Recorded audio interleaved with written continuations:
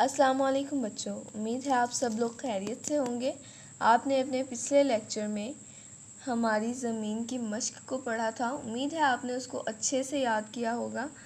तो आज हमारा जो उन्वान है वो है बाबाए उर्दू मौलवी अब्दुल हक। तो बाबाए उर्दू इन्हें क्यों कहा जाता है मौलवी अब्दुल हक को? क्योंकि इन्होंने उर्दू की फ़रोग़ के लिए बहुत काम किया। हिंदुस्तान में उस वक्त इन्होंने काम किया जब पूरे हिंदुस्तान में उर्दू को मुसलमानों की ज़ुबान समझा जाता था और उर्दू सीखना किसी को पसंद नहीं था। तो इन्होंने उस वक्त उर्दू की फ़लाह बहबूद के लिए, बक़ा के लिए काम किया और उर्दू को फैलाने की कोशिशें जारी रखी। सबसे पहले हम इनके बारे में कुछ सतरें जानते हैं और ये जानने की कोशिश करते हैं कि मौलवी अब्दुल हक हैं कौन। तो यहाँ आप देख सकते हैं मौलवी अब्दुल हक की सबसे पहले पैदाइश की तारीख़ लिखी गई है 20 अगस्त 1870 को मौलवी अब्दुल हक की पैदाइश हुई। जगह है कोहापोर्ट, ठीक है, हिंदुस्तान की एक जगह है जहाँ उनकी पैदाइश है।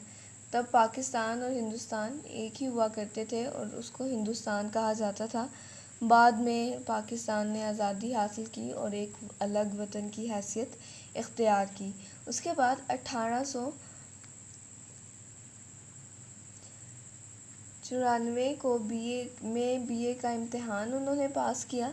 उसके बाद 1899 को रिसाला जो है उसका नाम है अफसर, ठीक है, उसके मदीर मुकर्रर हो गए, मदीर बन गए। मदीर का मतलब क्या है? मदीर का मतलब है किसी रिसाला या अखबार के एडिटर या नाज़िम, यानी जो तमाम तहरीरों को एक जगह इकट्ठा करते हैं और फिर उनमें से शाया होने के लिए अलहदा करते हैं और वो शाया करते हैं, कुछ करवाते हैं और फिर उसी साल अमूरे आमा बनना, ठीक है।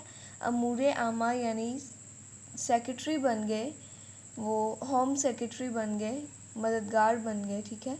उसके बाद 13 बरस तक मुतरजम बने रहना, यानी तर्जुमा करते रहना, किसी और ज़ुबान का उर्दू में तर्जुमा करना और उर्दू को फैलाने की ज़्यादा से ज़्यादा कोशिश करना तर्जुमे के ज़रिए, ठीक है। उसके बाद 1911 में डायरेक्टर तालीम के मददगार बने और 1912 में सूबा और औरंगाबाद के इंस्पेक्टर ऑफ स्कूल्स तैनात हुए, यानी सूबा का नाम औरंगाबाद है, उस जगह के इंस्पेक्टर ऑफ स्कूल्स तैनात हुए, यानी स्कूल्स को चेक करने वाला जो ऑफिसर होता है वो तैनात हुए, ठीक है। और फिर 1912 में ही उन्होंने अंजुमन तरक्की उर्दू को ज्वाइन किया और उसके सेक्रेटरी बन गए, उसमें शमूलियत इख्तियार की और उन्होंने बेपनाह काम किया उर्दू की फ़रोग़ के लिए, उर्दू के फ़रोग़ के लिए। सर सैयद अहमद ख़ान के कहने पर, आप सब ने सर सैयद अहमद ख़ान का नाम सुना होगा। उस वक्त वो भी एक बहुत बड़े रहनुमा थे जो उर्दू के लिए काम कर रहे थे और मुसलमान नौजवानों को उर्दू की दीनी तालीम के साथ साथ दुनियावी तालीम की तरफ भी तवज्जो कर रहे थे और उन्हें फ़रोग़ दिला रहे थे इस चीज़ में कि वो दोनों को साथ साथ लेकर चलें ताकि वो दुनिया में भी तरक्की कर सकें और आखिरत में भी तरक्की कर सकें, अल्लाह ताला के नज़दीक वो सुरखरू हो सके और एक मुसलमान होने की हैसियत से वो कामयाब हो जाए, ठीक है।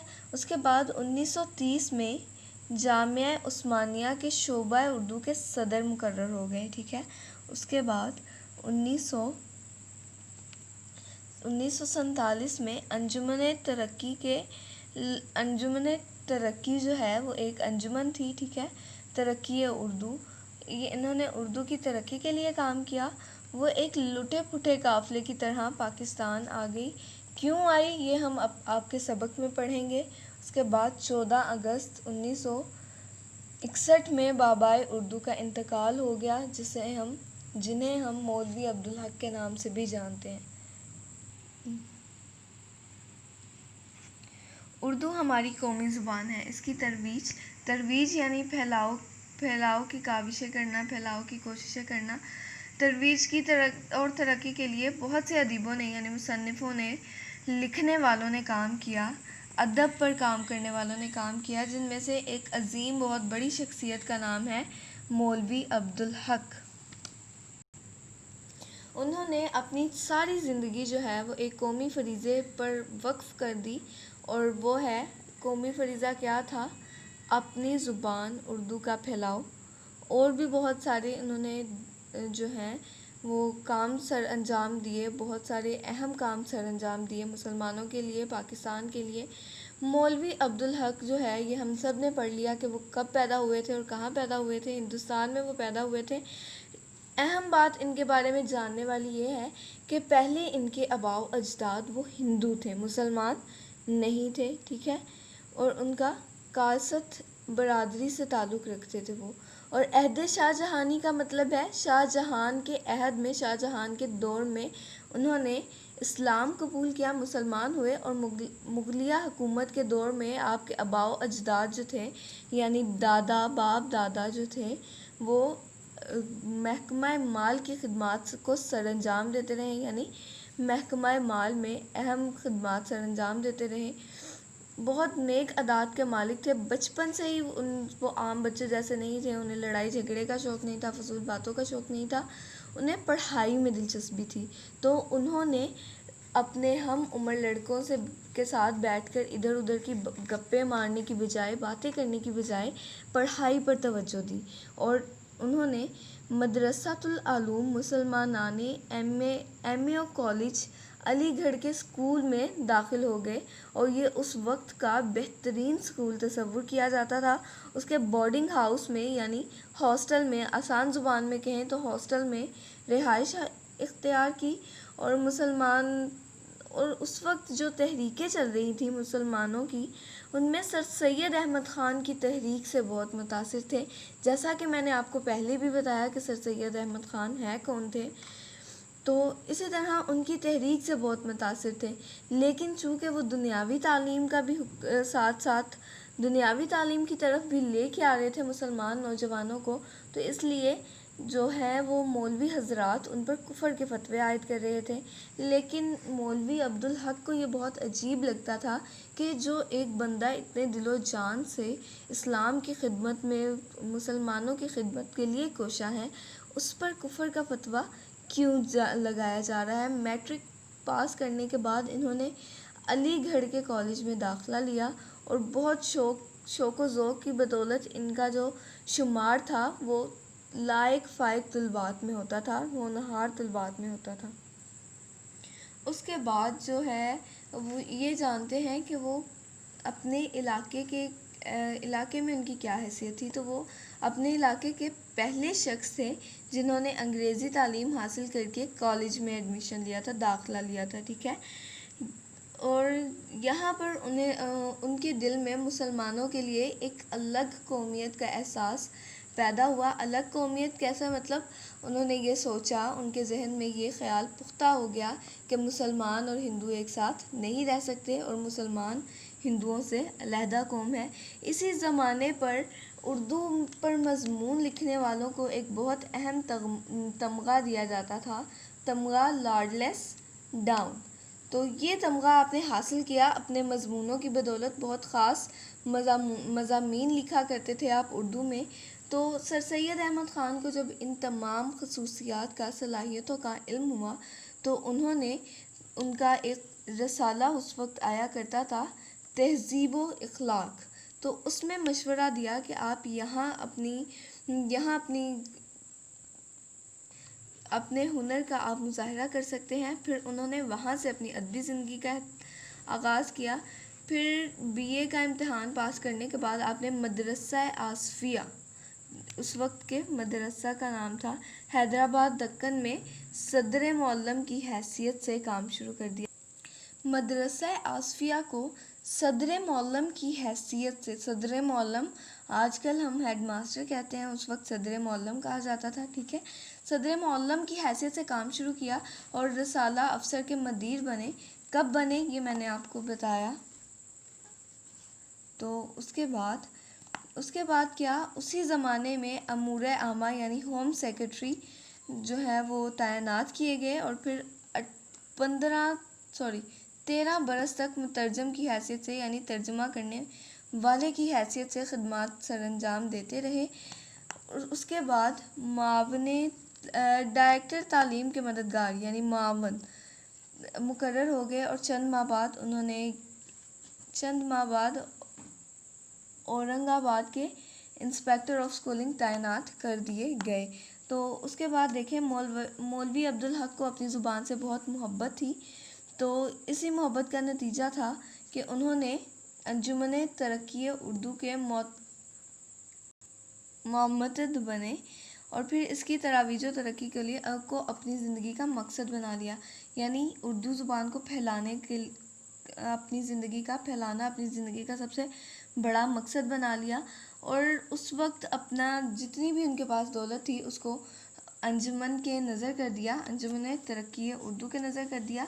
और मुमलिकत आसफिया उस वक्त हैदराबाद दक्कन के बादशाहों से इनका जो सिलसिला नसब है वो मिलता है जाकर। तो मुमलिकत आसफिया की ज़ियाफ़ाना इमदाद से भी खासी तक़वियत मिली। यानी उन्होंने दिल खोल कर इस अंजुमन को इमदाद दी, उससे भी बहुत तक़वियत मिली। और उनकी इस तक़वियत से जो उनको वुसअत मिली थी, इसकी वजह से इनकी जो शाखें थी और जगह जगह और भी बहुत सारे शहरों में कायम होने लगी। ठीक है। उसके बाद 1930 में जामिया उस्मानिया के शोबा उर्दू के सदर का ओहदा संभाल लिया। उर्दू लुगत पर इन्होंने बेशुमार काम किया उस दौर में और बड़ी दिल्लगी से काम किया, बहुत ज़्यादा दिल्लगी से काम किया। और उस पर उन्होंने उर्दू लुगत का एक अच्छा खासा सरमाया हासिल कर लिया और उसको अपने पास महफूज कर लिया। उसके बाद इसी दौरान तहरीक पाकिस्तान ने भी ज़ोर पकड़ा और पाकिस्तान जो है वो एक अलहदा वतन की हैसियत से उभर आया। और हिंदुओं ने चूँकि वो उर्दू के ख़िलाफ़ थे, उर्दू को मुसलमानों की ज़ुबान समझते थे, तो इसीलिए उन्होंने इस अंजुमन तरक्की उर्दू को लूट लिया और उसके पास जो भी रकम थी, जो भी उसके पास उर्दू लुगत का सरमाया था, सब कुछ छीन लिया, सब कुछ लूट लिया। और इसी तरह अंजुमन उर्दू लुटे पुटे पाकिस्तान पहुँच गए। पाकिस्तान आकर बाबाए उर्दू ने इत्मीनान का सांस तो लिया, लेकिन उन्होंने पाकिस्तान में भी उर्दू की फ़रोग़ को जारी रखा। उन्होंने पाकिस्तान में एक उर्दू कॉलेज का क़याम किया, जिसे बाद में यूनिवर्सिटी से इल्हाक़ करवा लिया उन्होंने। इसके लिए बहुत ज़्यादा मेहनत करनी पड़ी, लेकिन उन्होंने इस बात से दरेग नहीं किया, वो पीछे नहीं हटे। पहले तो तुलबा को अदीब आलम और अदीब फ़ाज़िल के इम्तिहानात के लिए तैयार किया जाता था, लेकिन बाद में ये सिलसिला MA और PhD तक जा पहुंचा। वहाँ पर PhD भी होती थी, MA भी होता था। ठीक है। मगर आपकी कोशिशों से उन्होंने PhD भी उस कॉलेज में करवाना शुरू कर दी। तो इसी तरह तालीम का ज़रिया हर सतह पर उर्दू ही रहा, उर्दू को ही एक ख़ासी अहमियत हासिल रही। 14 अगस्त 1961 के रोज़ अंजुमन तरक्की उर्दू की रूह रवा यानी रूह जिसमें उसने रूह फूंकी थी, जिसने इस अंजुमन में बाबाए उर्दू मौलवी अब्दुल हक इस दुनिया से इंतकाल कर गए और एक ऐसा खला पैदा कर गए जो शायद कोई पूरा नहीं कर सकता। आज के लिए हम इतना ही पढ़ेंगे, बाकी का हम अपने अगले लेक्चर में पढ़ेंगे। अल्लाह हाफ़िज़।